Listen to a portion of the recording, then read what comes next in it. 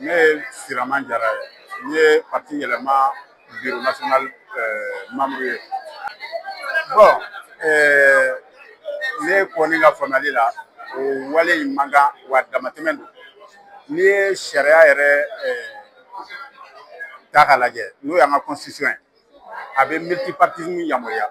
wa nin transition yɛrɛ fana kɔnɔ an y'a mɛn k'a fɔ ko olu yɛrɛ ye tɔn caman yamaruya ka olu ka créer o wagati kelen na n'a bɛna fɔ k'a fɔ ko ka tɔnw ci parti politiques tɛ u m'u damana ko kɛ quoi donc u créera fanga ɲini de kama wa fanga kan ka ɲini o hukumu de kɔnɔna na mɔgɔ o mɔgɔ n'i b'a dɔn k'a fɔ ko fanga mara ka di i bɛ tɔn de créer i bi i ka hakilinaw labaara o b'a to ne jama ye danaya da i kan i ka jɔyɔrɔ sɔrɔ donc anw fɛ ko kɛta tɛ a tɛ bɛn bi a tɛ bɛn sini an bɛ dugawu kɛ ala ka hakili ɲuman di jamana marabagaw ma ko in ye hakili ɲuman ko de ye fɛn o fɛn bɛ yen nɔ n'i bɛ mara i b'a dɔn k'a fɔ k'a tɛ jamana la taa ɲɛ walima a bɛ na ni fɔnkɔ ɲɔgɔnkɔ ye jamana mago t'o la ne hakili la i b'o bila kɛrɛfɛ an bɛ wagati min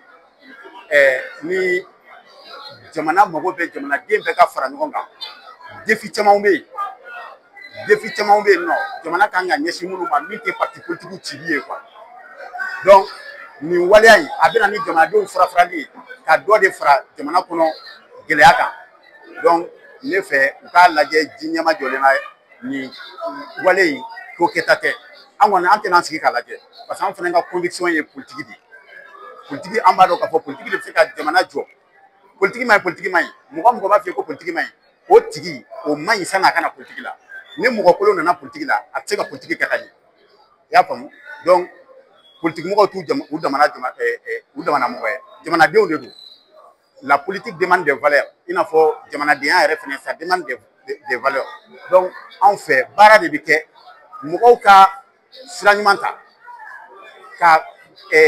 politique baara bila minɛn kɔnɔ ka namaraw ni yuruguyuruguw bɔ a la o de bɛ se k'a to baaraw bɛ kɛ ka ɲɛ a bɛ kilen a dabɔra jamana nafali min kama a wa ni jamanadenw min kama o ka sira sɔrɔ